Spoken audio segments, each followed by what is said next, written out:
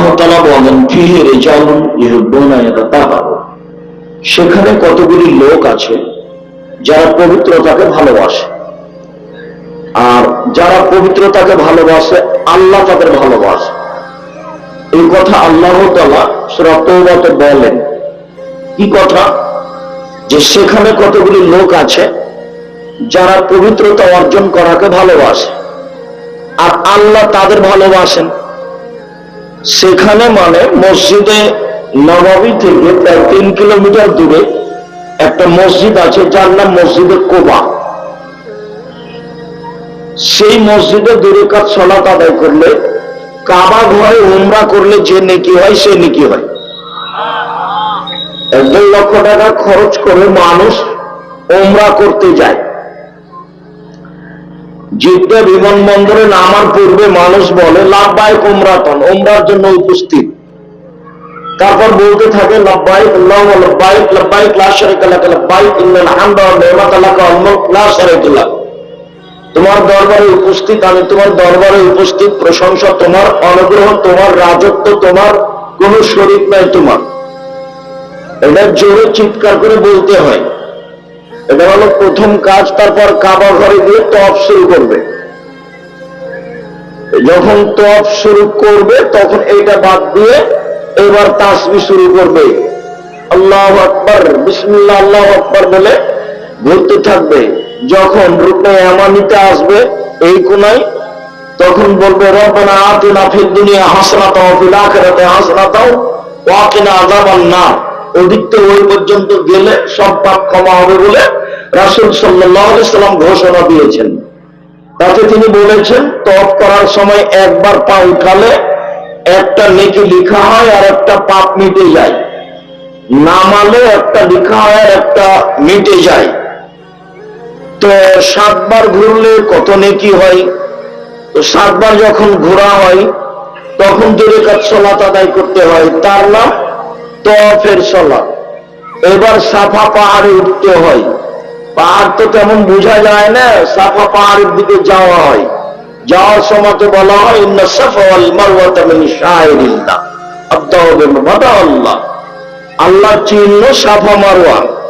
আল্লাহ যেভাবে শুরু করেছেন আমিও করলাম। উঠে কাবা ঘরের দিকে মুখ করে লা ইলাহা ইল্লাল্লাহু ওয়াহদাহু লা শারীকা লাহু লাহুল মুলকু ওয়া লাহুল হামদু ওয়া হুয়া আলা কুল্লি শাইইন কাদির, আর তাসবিহ তাহলিল হাত তুলে দিয়ে দীর্ঘ সময় ধরে।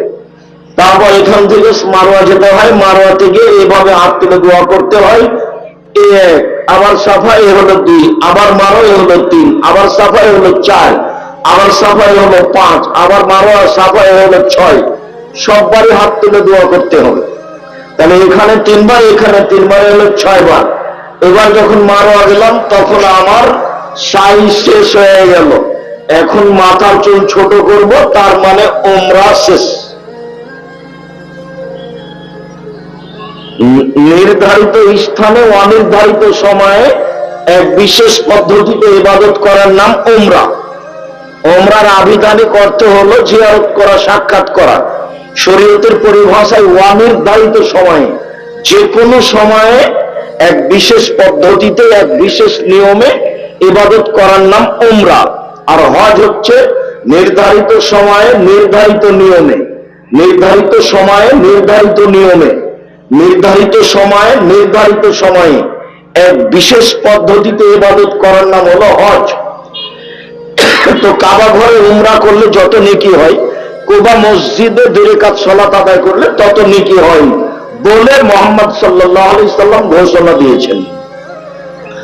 আল্লাহ তাআলা বলেন কোবাতে কতগুলো লোক আছে যারা পবিত্রতা অর্জন করে, আল্লাহ তাদের ভালোবাসেন।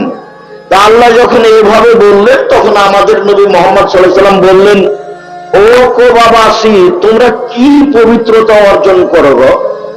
আল্লাহ কেন তোমাদের প্রশংসা করছেন?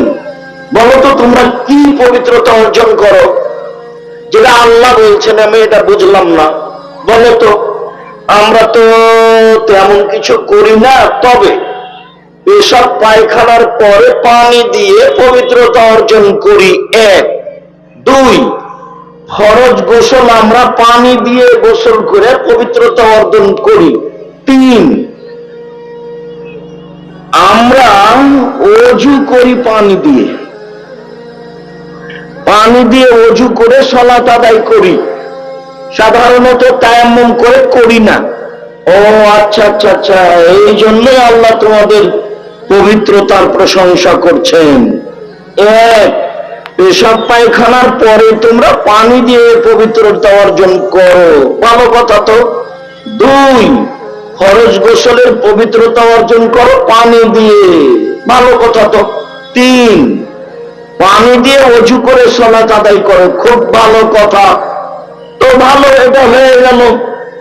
তো ভারত, বাংলাদেশ, পাকিস্তানের লোকেরা বুঝলো আল্লাহ ওই লোকের পবিত্রতা প্রশংসা করেছেন যে লোক পেশাবের পরে ঢের টিস্যু পেপার নিয়ে 40 কদম হাঁটে, পায়ের উপরে পাপ উঠায়, খক খক করে হাসে, তাদের আল্লাহ প্রশংসা করেছেন।